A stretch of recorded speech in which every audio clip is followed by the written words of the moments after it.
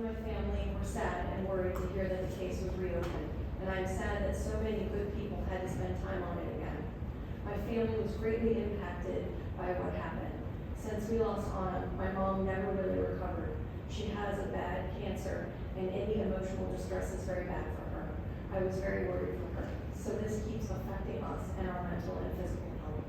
I hope now that this time it is really over and it will be put to rest. Thank you. Okay. All right, Ms. Matusco. Or what happened and what didn't happen. But the reality is, he lied. He lied on the stand. He owned that he lied on the stand in regards to lying to Ms. Chavez, lying to Honor Keenan. And as I told the jury at that moment, why should you believe him? So if he's here wanting the court to say he's remorseful, why should the court believe he's remorseful? Because his actions and his words have not shown that remorse. This has been a difficult case for everybody involved, and counsel and my client are, Mr. Redkinson, on our hearts go out to Mr. Keenan and her family.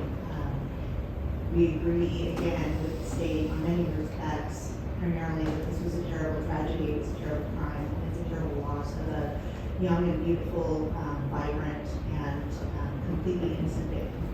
And so I think it's always important that we start and end by acknowledging that loss, because regardless of what happens today, that will not change. Nothing about that's going to change whether my client was convicted or not, whether he goes to prison or not. None of that's going to bring this broken back, and none of it is likely to bring much healing or peace to our family. At least that's what all the evidence shows us when we study what happens to victims after trial. I have almost done probably 100 times in my career, not even necessarily murder cases, but on violent criminal cases that I've prosecuted. And it's difficult for me to stand here as Mr. Hargrove's attorney, not because I don't believe in him or believe in his defense or believe in the justice system or believe in this trial that we just had, or understand my role and understand the prosecutor's role in this proceeding, but because in the last 10 years that I've been defending people in criminal cases compared to the 25 years that I prosecuted them, it has changed me, and it's changed my perspective. And I regret the times that I stood up here in front of judges and said words that the defendant has no remorse. Because I now understand so much more completely that no human being knows what another human being is feeling inside. And that just because the defendant, my client, William Hargrove, didn't emote in the way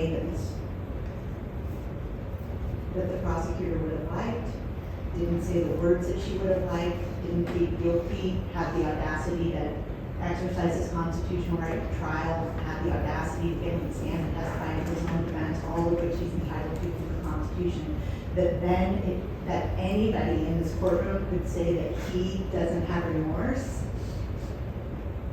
it's offensive. Life in prison with a minimum of 25 years. Post-prison supervision.